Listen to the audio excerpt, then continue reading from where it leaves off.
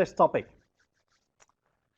It's the system responses. Last time we had the, let's see, what did we have last week?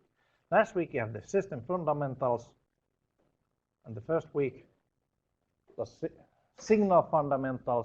Now we go a little bit deeper on this system, and actually the system responses is more about how system will respond on the signal. So everything is more or less connected. Okay, and yes, we also have an exercise today. Fun.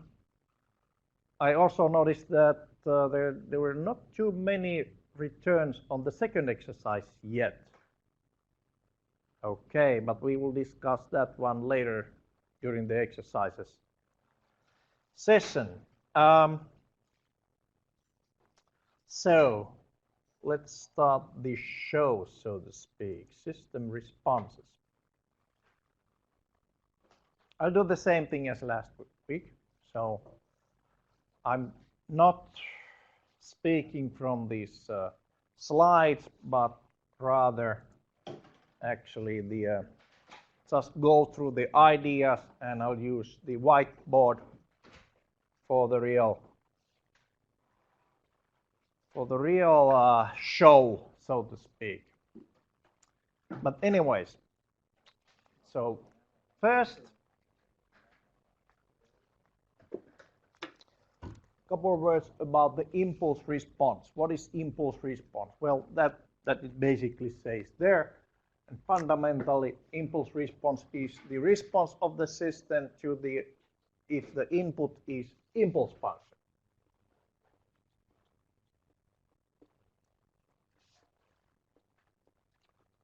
So what we are talking about is we have the delta function coming into the system and what comes out. So here we have some function, whatever. And then we have the impulse response, which is usually marked as h of n coming out.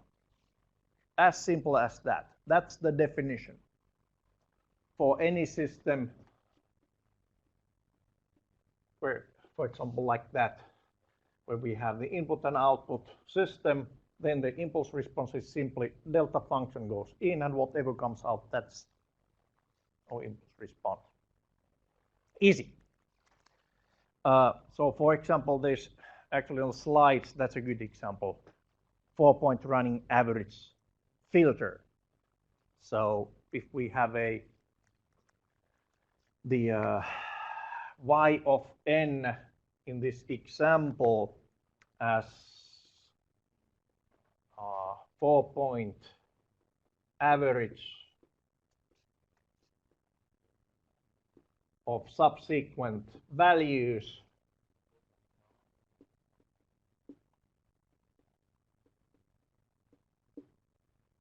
okay, then the impulse response is simply h of n in this exercise, or the example would be 1/4 of, well, just replace the x in with the delta. That's it.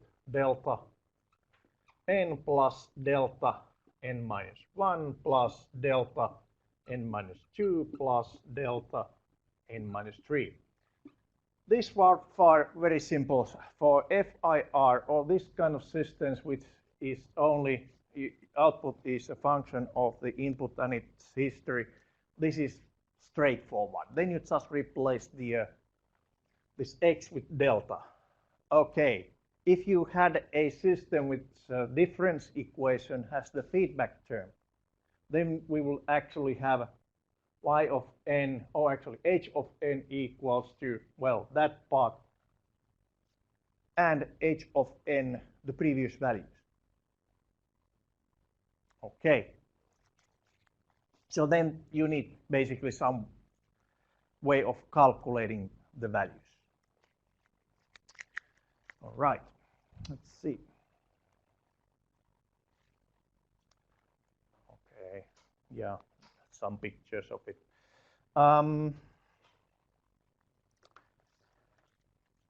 where we actually need the impulse response is to figure out if a system is finite impulse response system or infinite impulse response system. That basically more or less explains some of the behavior of the whole system. Okay, so the division of the system based on impulse response.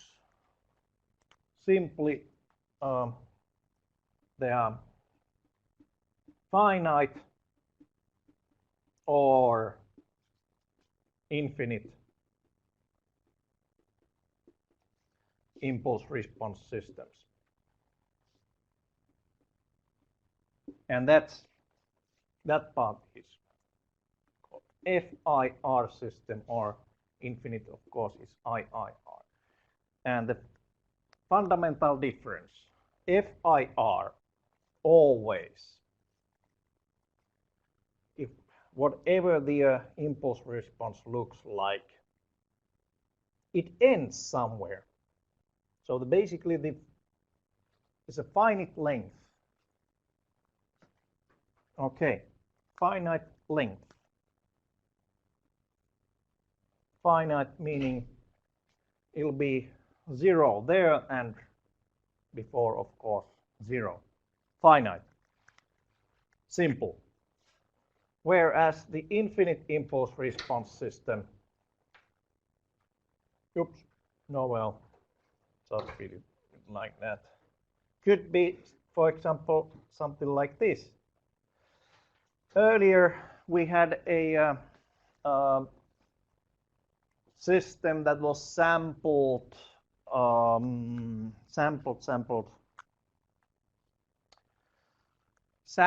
exponential. So that would be u of n minus 1, well, times e to minus nt divided by RC or something like that. So that was the exponential decay from a RC filter. All right, so that one actually never ends, so it's infinite impulse response system. Most of the natural systems are the infinite impulse response systems. Most of them, not all, most are. The finite impulse response systems are actually quite interesting, since then you can calculate it by very simple formulas. The output of the system can be calculated easily. And then there are also some other differences. Okay, feedback is required to have a system with infinite impulse response.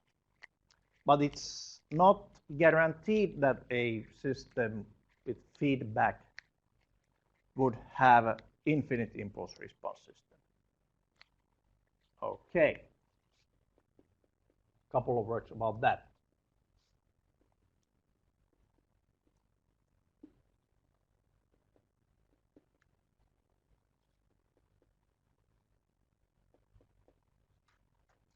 It always uses feedback in digital systems. It always have to have feedback, otherwise you cannot calculate anything.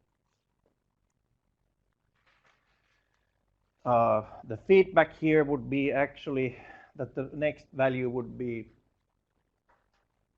e to minus 1 over RC, smaller than the previous one. Right.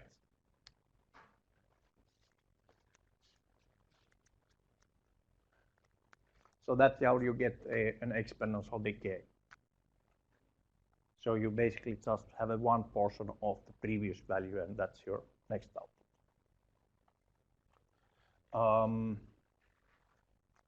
But it cannot, but basically feedback does not guarantee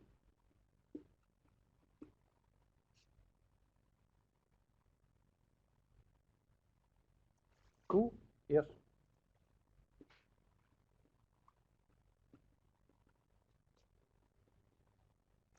For example, if you calculate this 4-point running average filter, okay, you can basically calculate it from here, or you can calculate it so that you have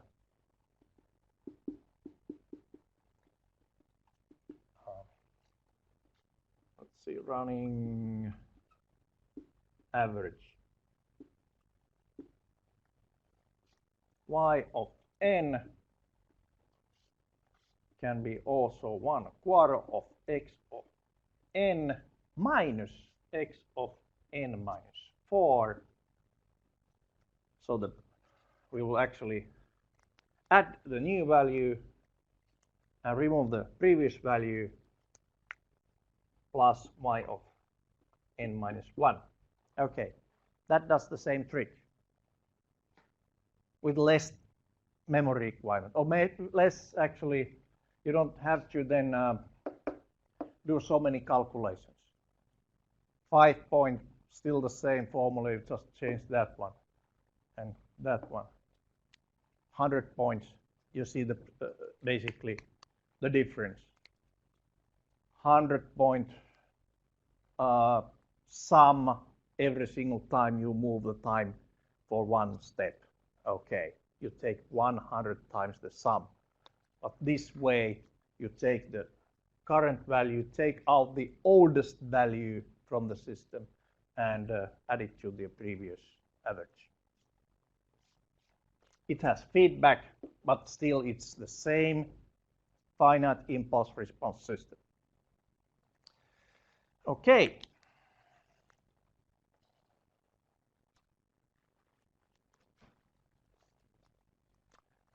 How the transfer function and impulse response then relate to each other. Last week on the system fundamentals, we had the transfer function.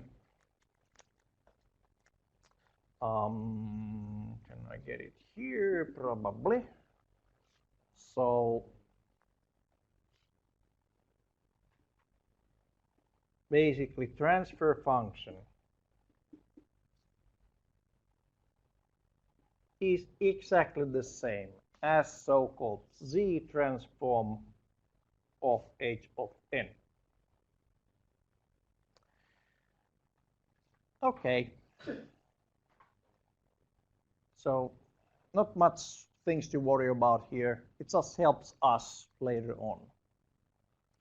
So if we have a transfer function, then we can calculate the impulse response from it. Why, you know, the inverse Z transform, for example. Or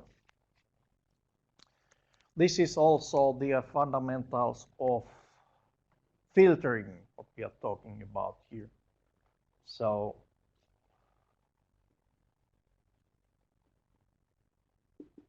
if we have a system with x of n input, and we know the transfer function, we have the output, which fundamentally can be calculated by inverse Z transform of H of n times Z transform of X of n. Yeah, that actually might remind you on the analog system analysis, you have the S or Laplace transform. This is equal to that. And okay, it just tells that if we have a filter or any system, any linear time invariant system, and we know the transfer function, we can do all the calculus there. Or designing a filter means that we just need to figure out what is the transfer function of the system in order to have some specific behavior of the system. For example, the amplitude and phase response. So if we start designing a filter, we probably want to have a certain amplitude response, for example, low pass filter, okay? Then we just have to find correct kind of transfer function which does the job. And when we know the transfer function, we know the system parameters. And then with the same system parameters are also on the, well, on the difference equation. So basically, it's just, you know, simplifies the filter designs when we can do the design where it belongs to. We don't have to deal with the time-based signals when we are designing frequency properties for the system. Okay, let me take a couple of pictures from the whiteboard and then we'll continue about what?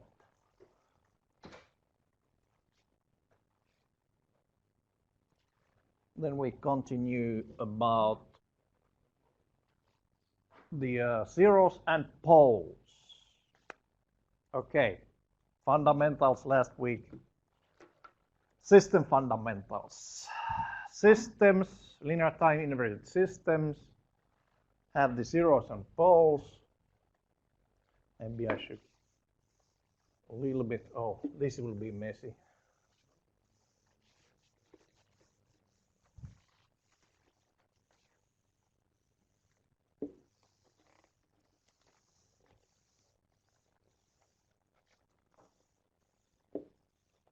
Sorry about the mess.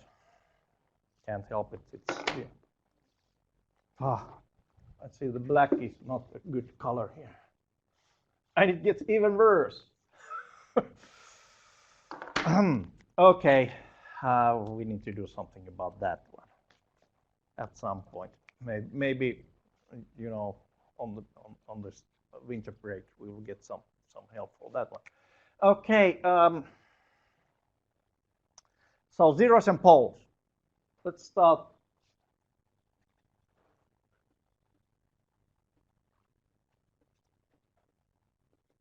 Versus the FIR, IIR.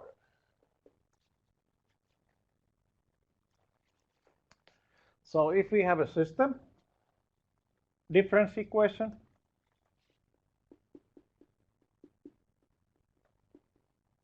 that a k y n minus k equals bk times x n minus k. Okay, these vectors are the system parameters. Okay, ak, bk defines the system. System parameters. Then the transfer function.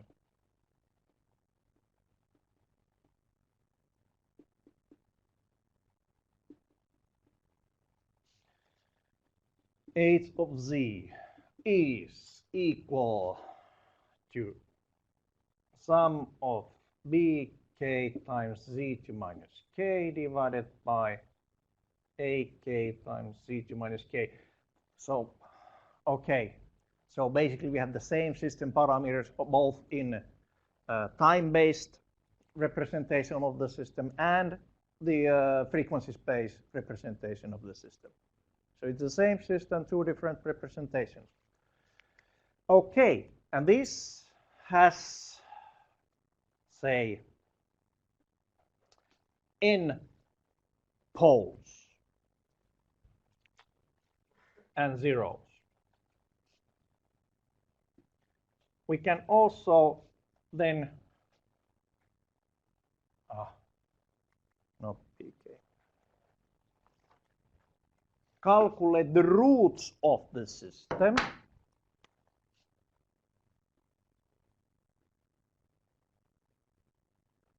And get the product, well, the sum goes from 0 to n. The product will go from 1 to n. And in a sloppy mood today.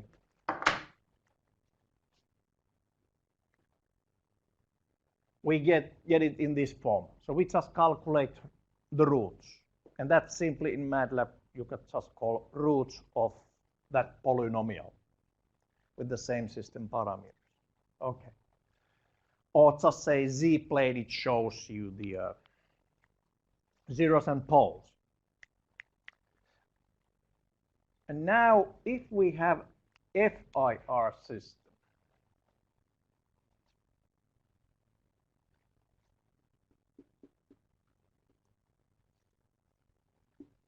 compared to IIR system, complex z-plane, unit circle,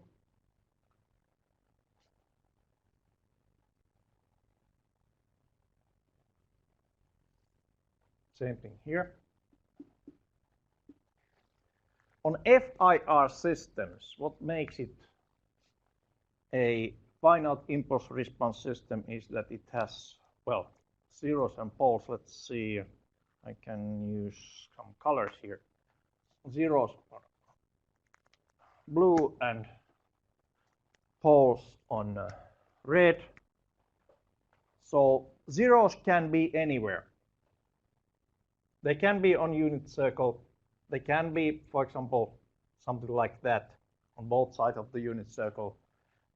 Zeros can be anywhere. On IIR also zeros can be anywhere. The difference is actually the location of poles. On FIR, usually we have all the poles on the origin, except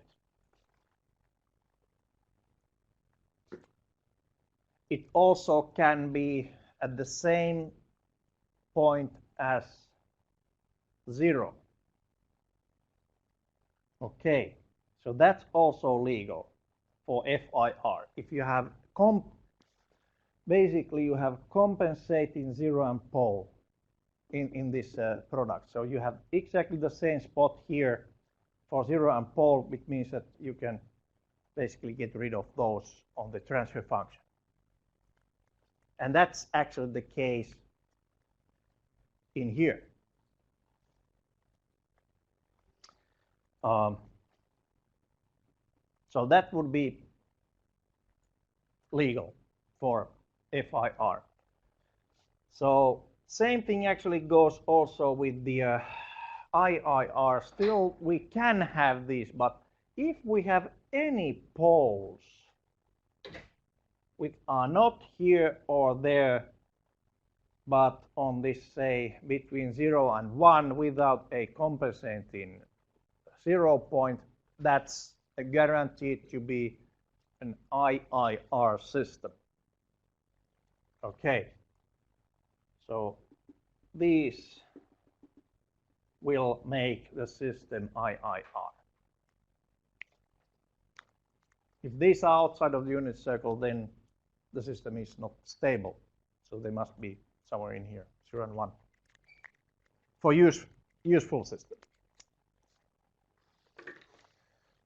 Okay.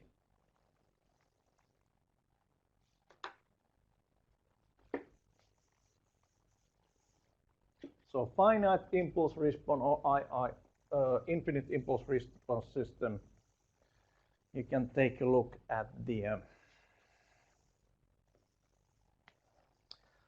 zeros and poles to figure out which is the case.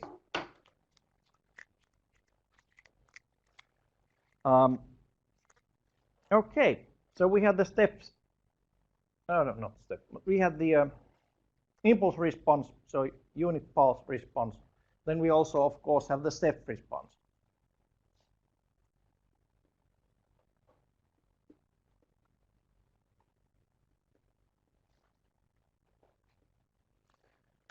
So, well, no magic here either. You have a system defined by the transfer function or the difference equation. It doesn't make much difference. It's still fundamentally the same system. And you have x of n as input, y of n as output. So step response, usually it's marked as u of n, or yes, or s of n, actually I'm using there. Yep. Like step. You get the step response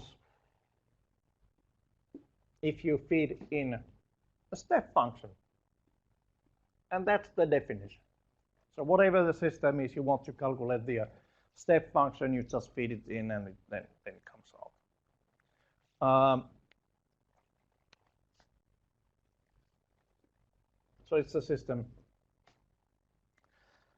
output for step input. No magic on that one. Okay, where to use that one? Fundamentally, this step function or step response you would calculate for, say, when you are simulating a real-life system. Real-life systems are, most of them are IIR systems. If you make a good model and you want to test if the model gives you about the same result as in digital form as in the real-life analog form. Okay, you make a model of the system and you test it with step function, because step is something that we can generate also with the, for example, a function generator. Right. You already have been, oh, well, some of you have been already doing the electronics laboratories with a square wave shaped pulse and see if you can get your Laplace transform to give the same answer theoretically as in real life. And you still hate it, right? Okay, so this is the same tool for digital world, and basically now you can test if your system model, digital system model, how close it is to reality. Okay, I'll just mark it used for testing.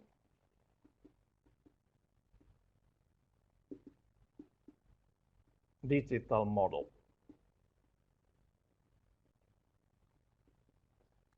Versus reality.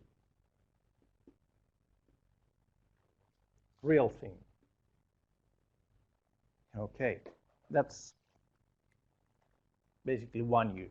Another one, well, it's still about the same thing, but for example, on the data communication.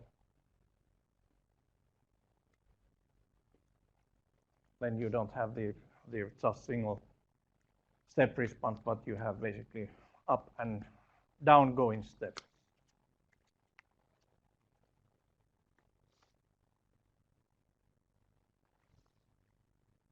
Okay. This one doesn't quite work. Oops, did I go too far? Okay, and it seems, sorry about the slides, it looks like there is a missing character. I have used a sum on my working computer, which the character is different in this computer. Sorry about that one.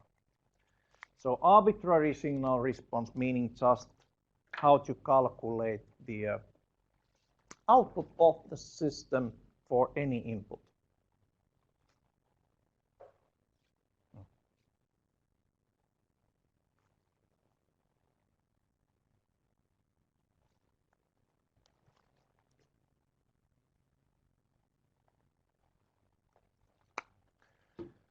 Okay.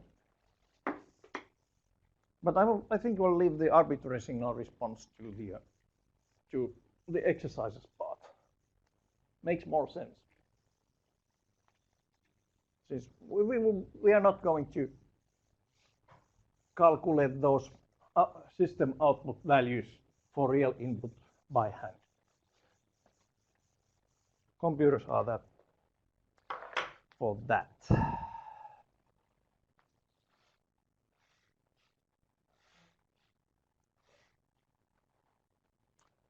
Okay. Now it would be nice to have the real characters there. It's about the frequency response, which is a quite important part of the system parameters.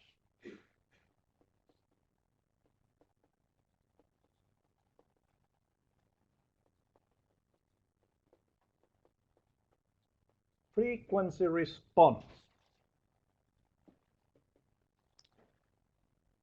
can be calculated from the transfer function. So it's transfer function, remember, that's the frequency base, complex frequency space representation of the system. So if we have a transfer function, I'll start with that.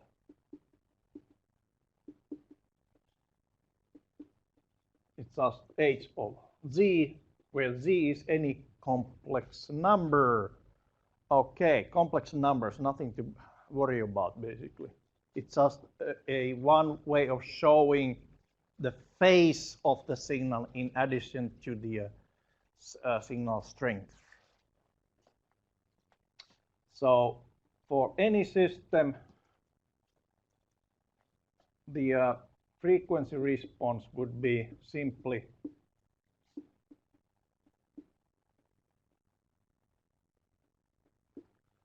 you evaluate this transfer function on the complex plane unit circle. Okay, let me draw that one. So graphically what you are doing, you have the z-plane. On z-plane you have a complex circle, amplitude 1, complex angle omega. And my claim here is that actually on the frequency space, the angle here means the frequency.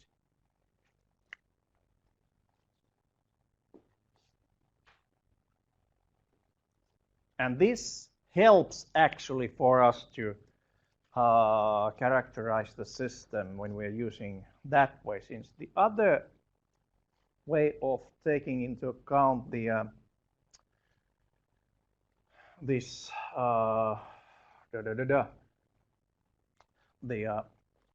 phase of the signal would have been, well, if that is e to j omega, it's also the same as cosine of omega plus j times sine of omega. So you, instead of just one single value, would be dealing with the sinusoids. Okay. However, now this frequency response is a complex number. And complex numbers have, this is the real part, that's the imaginary part. When you have this polynomial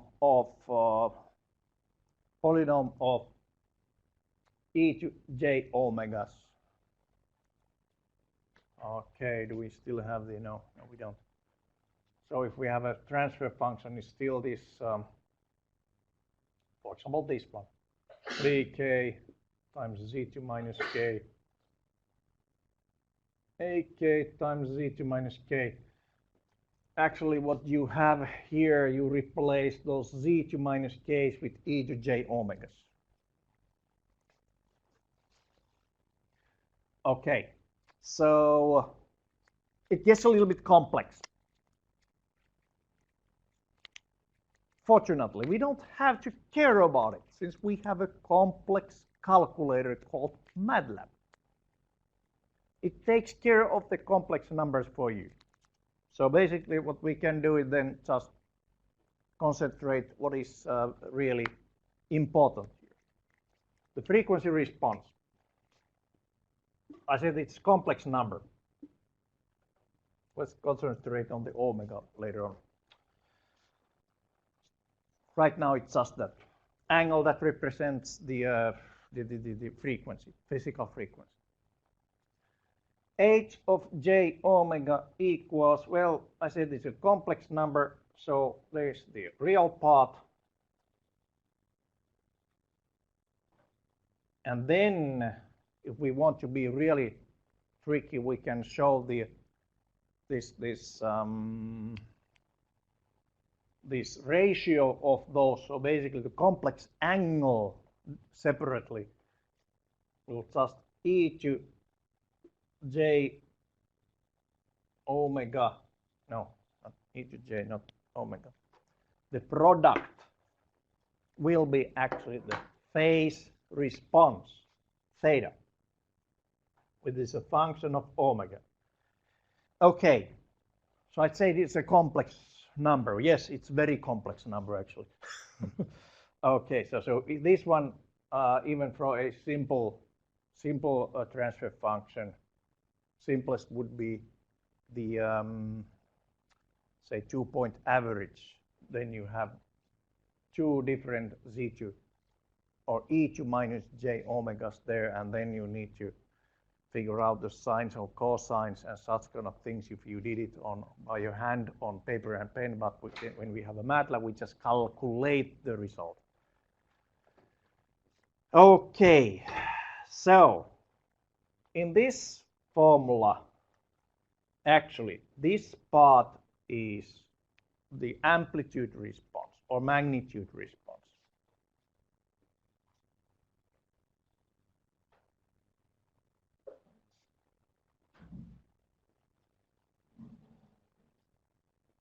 Fundamentally, it says, okay, when we have, this was just with pair points where we calculated, ends up on a separate figure on S-plane if you want to show it for some reason. The magnitude on each omega will be the amplitude response, and then the phase response. That part here is the phase response. Theta of omega. Phase response says how much the signal phase changes when it transfers to the system.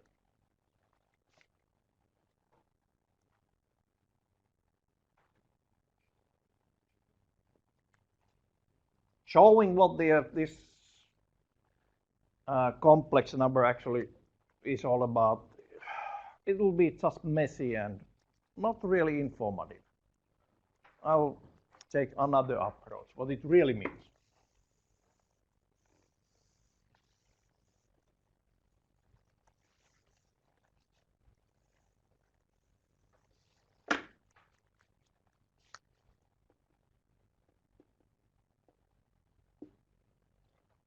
Frequency response continues. So we have a signal X. It's a sample signal. Actually, for this one, it's universal, so that can be sample time or the sampled or continuous time. It doesn't make any difference. If this one is a periodic signal, say some small 8 times sine of omega t or 2 pi ft, okay, or a sum of them. So fundamentally we can just Fourier transform any signal and we'll get series of frequencies. So we can break the signal into different frequency components, spectral. So in this case, the y of t would be, if we know the h, g, the amplitude response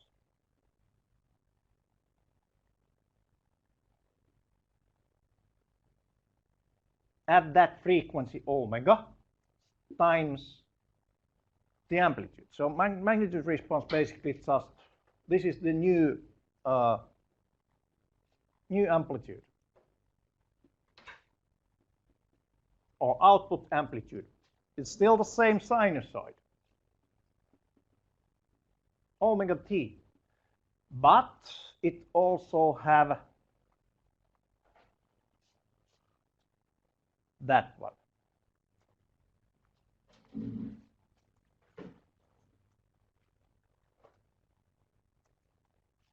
Phase response, phase delay.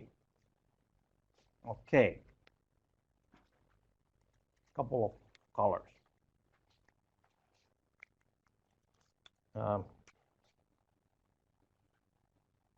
And also this one is, the amplitude response is sometimes called magnitude response.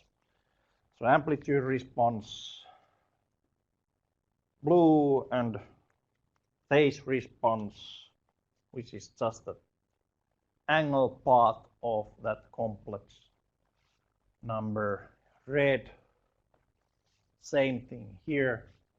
So that would be the phase delay of the signal. And okay, oops, wrong color. Magnitude response is just the scaling factor for the signal magnitude at that signal frequency. Okay, good.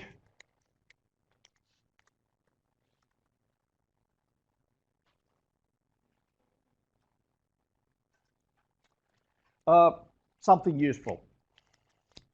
What does look the frequency response, for example, of a 4-point running average? Okay, that's it. So fundamentally, this shows 4-point running average. Maybe I should actually come there, since a couple of points I want to show, and this laser pointer is just awful. Okay, so 4-point running average.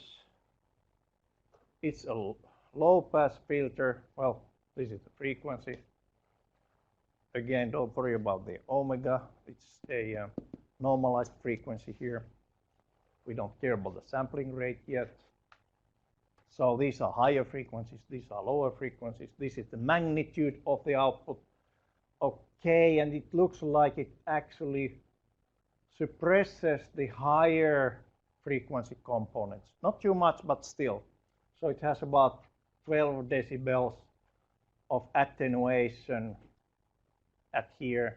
Here it actually has a really good attenuation on the highest possible frequency and half of it, and then 0 dB, so the signal actually goes as it is through the system on the DC part. So low pass filter passes the lower frequency components through the system better.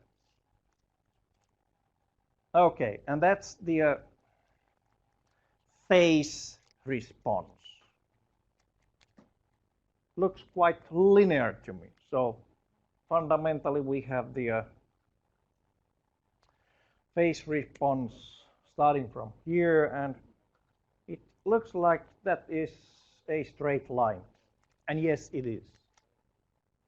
It's a straight line. For most of the FIR filters, one of the key points why FIR filters are used, one is they are simple to implement, but another even better one is you can achieve so-called linear phase response.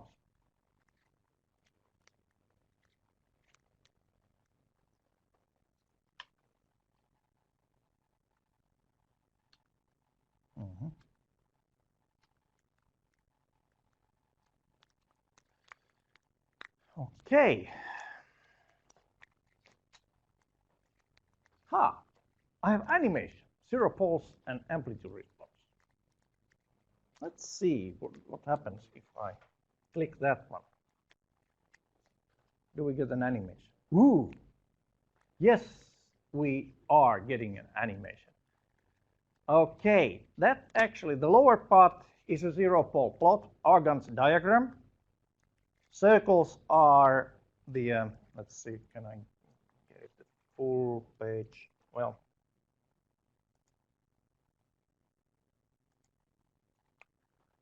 closer to full page. So, all right.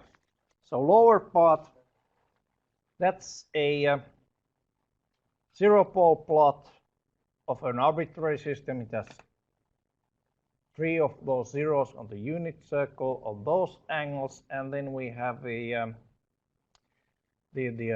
poles at the beginning. They are on the center. So this is FIR system. All the poles are at the origin. And then let's see if I can run this animation again.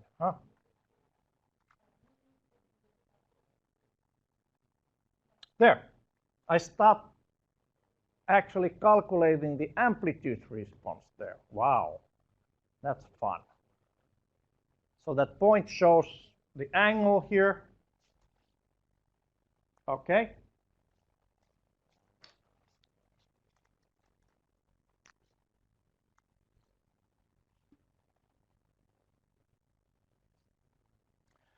So here we have an amplitude response and showing omega from 0 to that is 180 degrees, or actually here it's pi radians. I start moving this angle here from 0 to pi. And the upper graph shows what happens to the magnitude response of the system.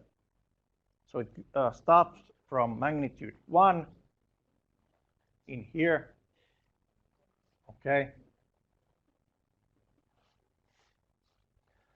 Magnitude here, and amplitude response there. Somehow at the point pi over 2, the magnitude response goes to 0. And there we have a special point, 0 at the origin, on the unit circle. Why?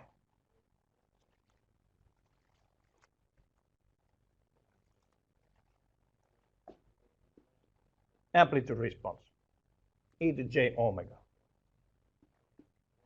Think of this form, the product form, z to zk divided by pi z to pk, zeros and poles.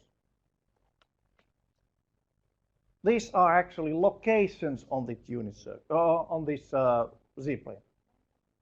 Location, we have 3 points on the unit circle, so if we reach that 0 point, then the distance between those 2 points will go 0.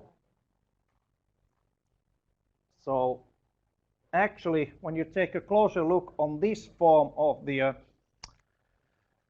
transfer function, you can actually see that that's the product of distances, well, sorry, not z, but e to j omega.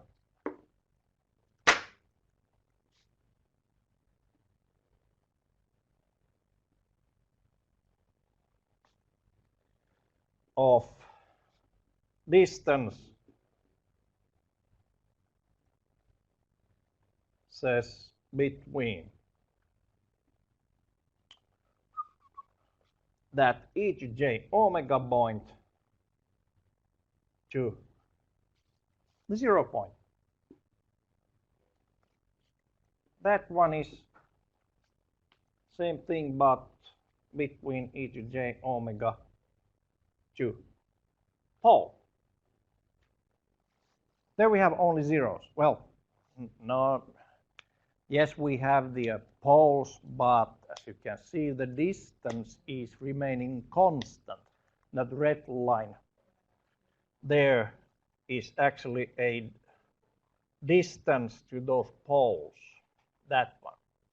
These 3 vectors are the distances to the special points called zeros. Okay, so turning from 0 to pi, we find 2 minimum points there. Pi over 2 there, and then pi.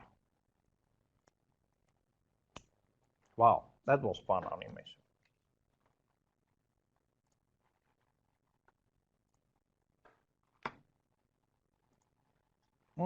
Not that one. Okay.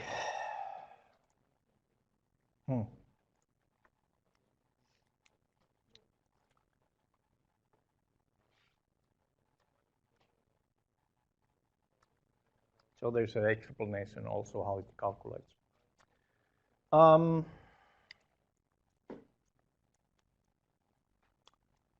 So from this one, actually, we can find also if we want to have the minimum for the transfer function, meaning minimum the amplitude response, that actually happens close to the angle we have the zeros. And we get the most of the suppression by putting the value exactly on the zero. So that's what it says. Adding a zero at the unit circle results in attenuation of signals. Okay. And then, well, total attenuation of the signals. So amplitude response has local maximums of angles of poles. So basically, when we start moving these poles closer to unit circle, the distance between that point and the pole actually gets closer, and the divider part got smaller, so it gets bigger numbers. So amplitude response goes higher. Okay, we get more gain to the system. Couple of more animations. These are so much fun. Moving zeros and poles. Let's see what happens if I start again. Start moving zeros. Zeros at the unit circle moved from 0 to pi. Okay, there. Then we start moving that pole closer to the unit circle, and as we can see, we get basically more dBs on our magnitude. And then we start moving those poles, keep the radius constant and start moving the poles from 0 to pi. Okay, let's see. This is a little bit fast animation, but anyways, it's a okay. Now the pole starts moving closer to the unit circle on the right, and we get more gain on that DC term. Magnitude, that's linear amplitude. We got something like gain of 100. Now we are moving those poles, actually split them in two and move them from 0 to pi. Okay. So we also move the this bandpass filter is moving the center frequency at the same time. Okay, that's so entertaining. I'll just leave it on and take pictures and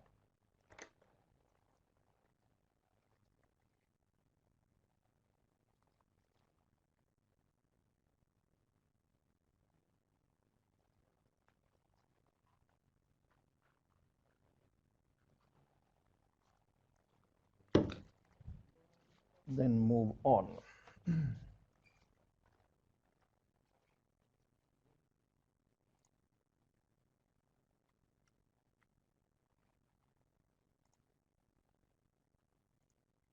Whoops. There's also another movie showing some flat response. I don't know what it is all about. Well, we'll see.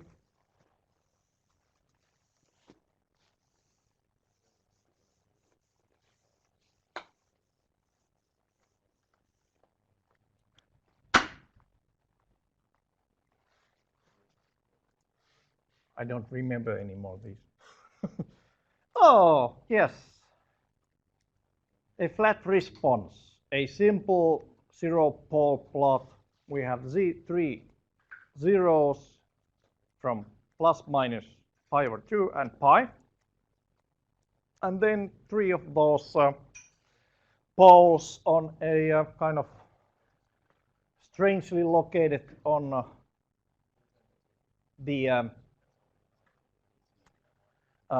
inside of the unit circle. And this, let me stop this animation, for example, there. Okay. So I call this a little bit, well, kind of flat response, meaning this is low pass filter, right? Can we agree? So it suppresses the higher frequency components, and you have some gain on the lower frequency components. So yes, and it has quite flat band pass response. And yes, this is IIR system. If you remember, there was also a one of those pictures of 4-point average a system. By adding some poles to the system, you can actually gain, say, a flat response with very limited number of zeros and poles. And that's basically why we are using IIR filters for example, audio processing. We don't care so much about the phase response, or if we care, we can always fix it with phase filter. But this is very efficient filter to make. So it has just 3 forward terms, 3 feedback terms. Calculation is simple, and you get flat response.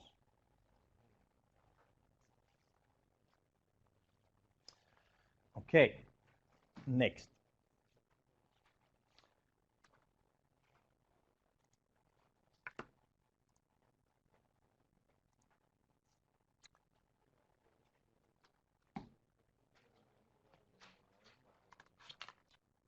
Okay, that's about the animations. Group delay. So we started with the impulse response, then we have the step response, then we have the frequency response, which is amplitude response time, and the phase response.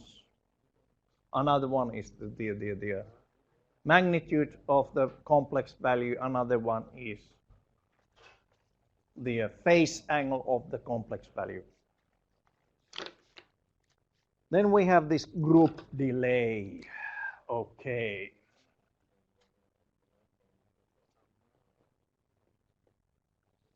Which is simple measure d of, okay, I have wrong value here. The arbitrary angle or phase frequency angle, angular frequency, sorry, angular frequency, and it's defined as the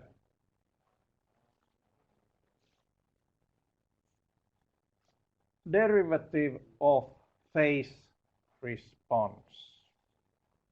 All right, what the, no, this is quite simple. It's just, again, one of those things that you would just calculate. At the end, you will calculate with the MATLAB. Okay, but think of these phase responses, what we had earlier. There was that 3-point running average has something like this. Omega, theta, or actually this could be any finite impulse response system. Okay, it just jumps there, but we don't have to worry about that one. But anyways, here the theta of omega is fundamentally some some constant times omega, and you put constant times omega, you will get the omega is just that constant, which is the well, it's the basic, fundamentally it's the angle of that, which means this is so-called linear phase response. If this is constant, then we have linear phase response system.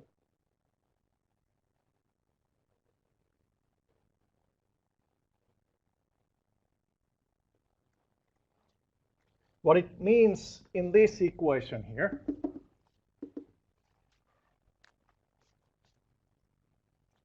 so we have the xt equals, that's a sinusoid, goes to the system, comes out, we have the magnitude part, and then we have the sine omega t plus the theta of theta of omega. We have sine of, well, something times sine of omega t plus constant times t. Not t, omega. See the difference. So if we have a linear phase response system, we have omega times t plus k. Linear phase response system which has a constant group delay means that all the frequency components will remain the same time on the system. Okay. Signal delay in time, or time delay.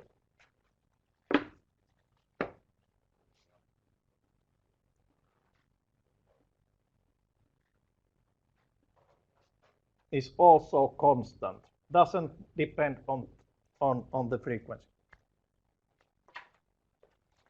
And why that one is so important?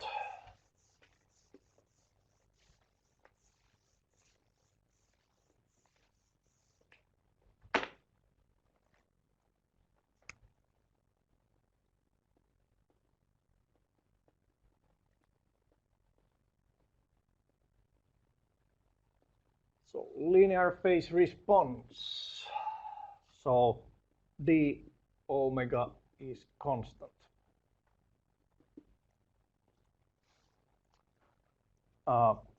Let's take a look at, for example, a signal which is more or less, say, square shape. And that actually is produced by the odd terms of sinusoids, right?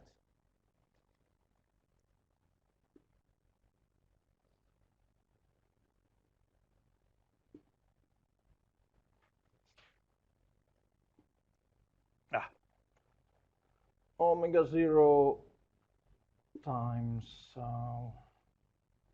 2k plus 1 times t. Okay, so anyways, this can be break up in different terms. There's the 0th order, 1st order, and then, or actually 0th order, 2nd and 4th order. Okay, but anyways, it has these components. Basically, that one ends up as the this kind of square shape signal that goes through a system which has linear phase response. What comes out? Actually, all of these have exactly the same phase difference or time difference. So basically, when you add these together, you still have the same fundamental shape of the system, although, okay, if it was a low-pass filter, then you probably will lose some of the edges, sharpness on the edges. But anyways, the fundamental signal shape will remain. Okay.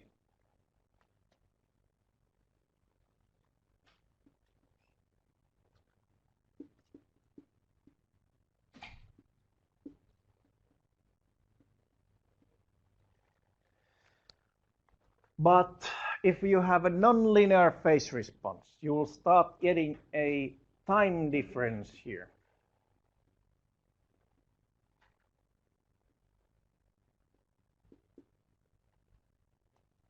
And if you add those together for nonlinear system, or nonlinear phase response, you will start getting what you have seen on analog filters lab, if you have done so. For example, Chebyshev filter, or basically fundamentally any filter, any analog filter. You start reshaping the signal, for example, so that it goes nicely, but then it starts going like that, and same thing here. So that's quite typical for any analog system. So you get overshooting, then it dies out on both upgoing and downgoing the edges. So, well, the fundamental signal shape is destroyed. There I have 4 different pictures there. The input signal, square shape signal, which goes through a linear phase response system. It has a signal delay, and it has actually undershooting and overshooting, but it's symmetric. So we get the same effect on both upgoing and downgoing on both edges, on high edge and low edge. And so basically that that square shape pulse is more or less the same. It has the same symmetry, and that's what the linear phase response system output would look like. The second one is nonlinear phase response, and even from this system you can see a little bit of overshooting and then undershooting here, and then it goes flat. Then on the decreasing edge, it starts going down, and then on down you also have this overshooting and undershooting, a little bit underlays. Then, but on the digital systems, we can also have so-called zero phase response, meaning the system does something for the signal, for example, filters it, doesn't change the time. In real time, this is impossible to do. But for recorded data, for example, audio recordings, you can actually have quite nice, perfect filters by just running the signal, first forward in time, and then just change the time order and running the other way around. So any system actually will give you zero phase response when you are twisting the time around. So whatever time difference you had on the signal, when you reverse the time, it will become a reverse time shift. Nice trick. Okay. That was a heavy package of system responses. Today's lab, we are also testing systems with, say, arbitrary signals. And therefore, I thought about we also should go through some of the spectrum things. Signal spectrum. So after all, we are looking for filter responses.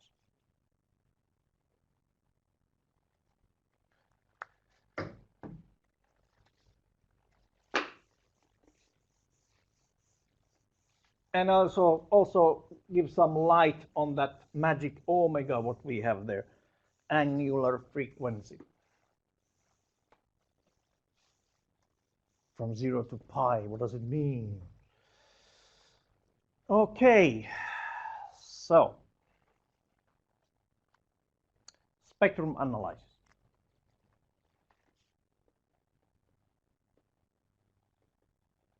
Analysis of signals.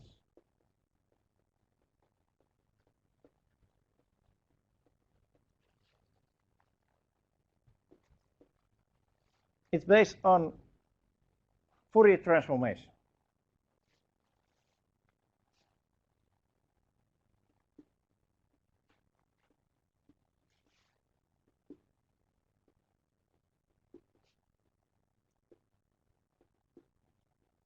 Same way as in signals, we have the Z transform to transform the system from time domain to frequency domain. Same thing, we use Fourier transform for the signals. So if we have any signal x of t, you take the Fourier transform, it actually goes as a signal in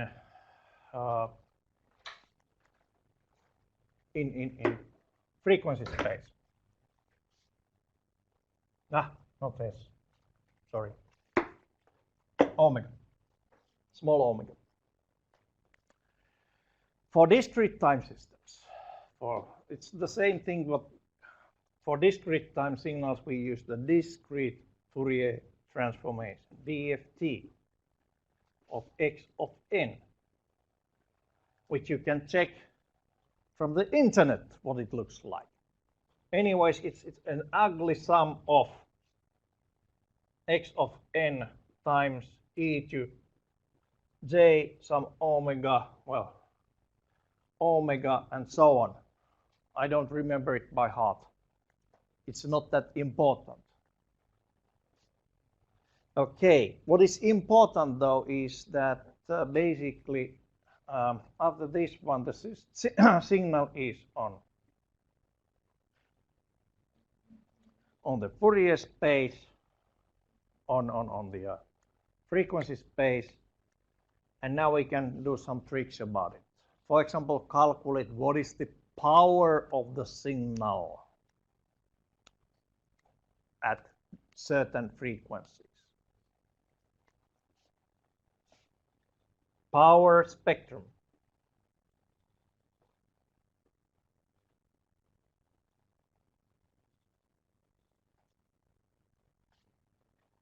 Is simply p x of n, let me mark it like that. It's the discrete Fourier transformation of the signal x of n, or actually x omega, let's mark it that way. X omega times complex conjugate of x of omega, and that's the power spectrum, which has two parts. Well, not really. It has just one part. This is it. This is the power spectrum. Okay.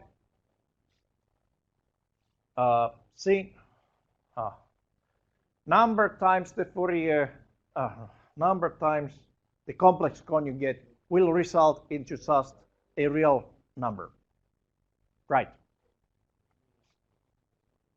Well, complex conjugate, fundamentally, if you have e to j omega here, you have e to minus j omega on the complex conjugate. So those e to j omega times e to minus j omega will come as e to 0, which is 1. Okay, and if you do a power spectrum using discrete Fourier transformation, you will end up having something like this. I will show you.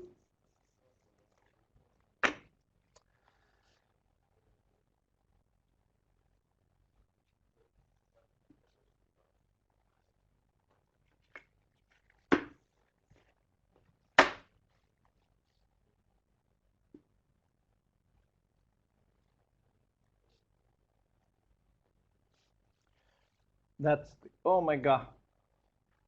Okay.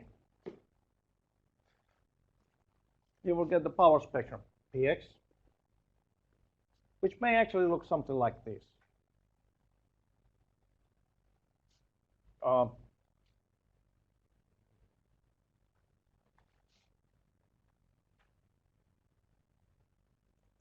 Mathematicians actually have noticed that, okay, if we have a discrete time system and do the Fourier transformation, you actually end up having a periodic spectrum, meaning from 0 to 2 pi, 0 to 2 pi, it actually is what it is with the symmetry. That's also some mathematicians already proved that one. Symmetry happens on pi or minus pi. Okay. And funny thing, this part here is, well, that's the zero frequency. Then the question, what is the highest frequency we can represent on sampled signals? Sample rate is Fs. So how many samples you needed for each frequency cycle? Two samples. Meaning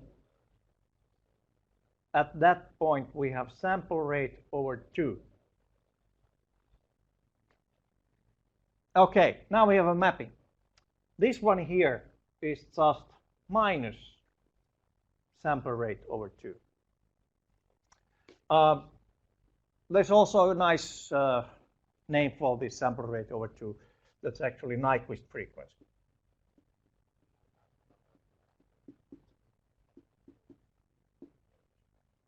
Sometimes Americans write U here. Okay, but it's Nyquist frequency.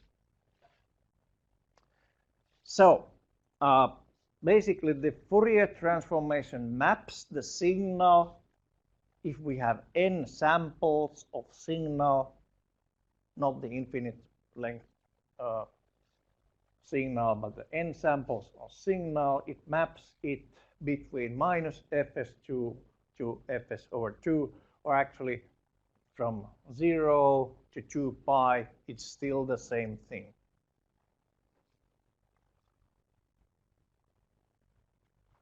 So DFT maps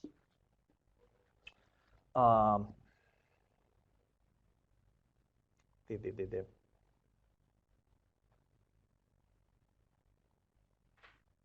signal between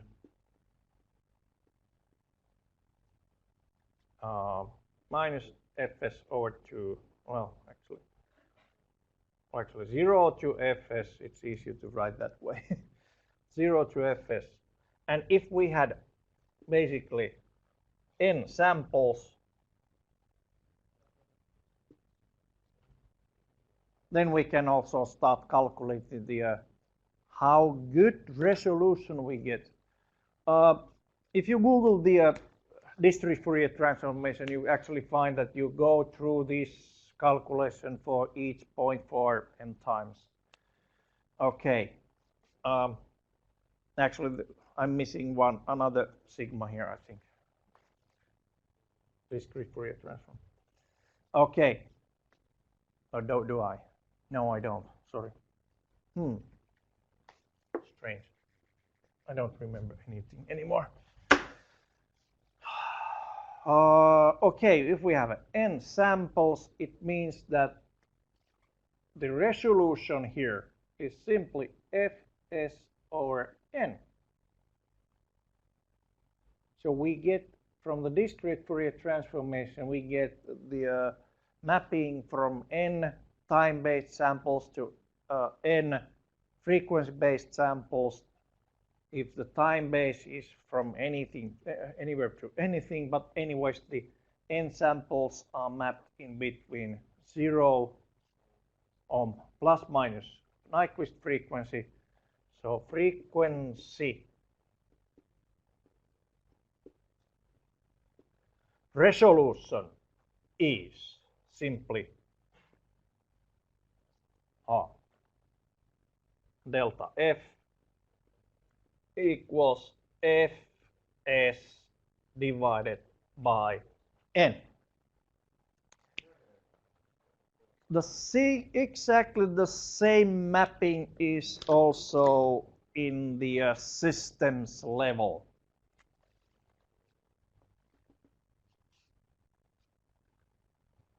Although there we can have arbitrary number of points where we are calculating the system. Anyway, on the frequency response,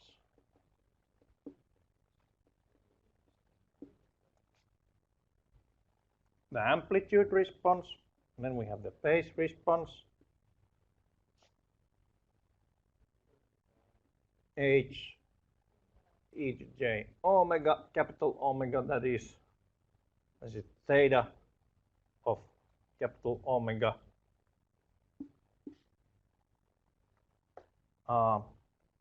This is fs over 2, or Nyquist frequency. So the frequency response of a system will show how the system behaves as a function of frequency, where this one here, omega anywhere, is simply, let's see, the real frequency divided by sampling rate times 2 pi. And that's basically how you calculate the real frequencies, how you map the real frequencies on either frequency response map or here. Okay, example. This will be really loaded, you know. If we have sample rate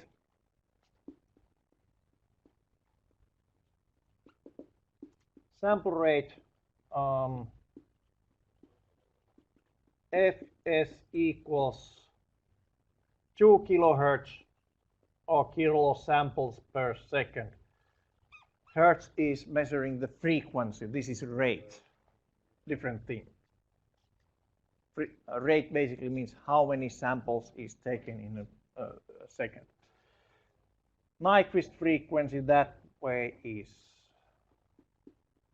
1 kilohertz.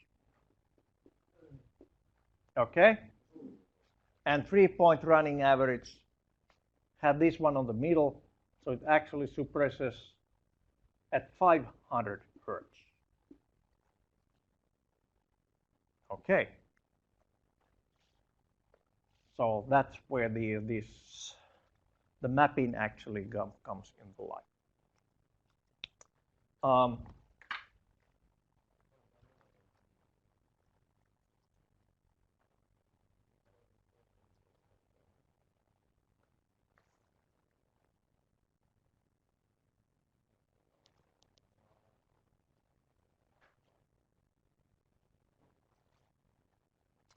On the exercise, I will also show a little bit more about the graphical representation of the signal. Okay, there were also right, spectrum analysis, another thing called spectrogram, but I will leave that one also to exercise. So basically, I have done my the theory lecture, and also showed that I put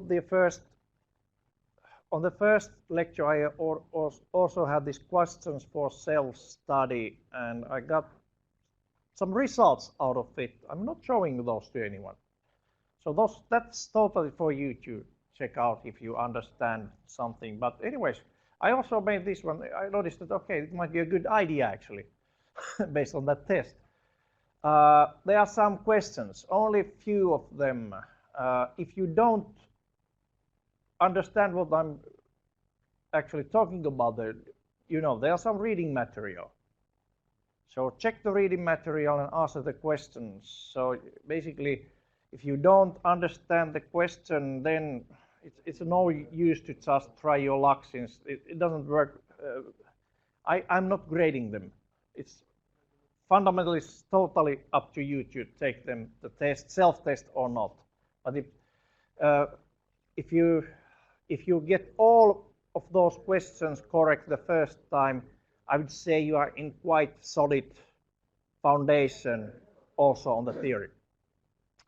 Okay, so I think that's all for the lectures part now. So thank you. Okay.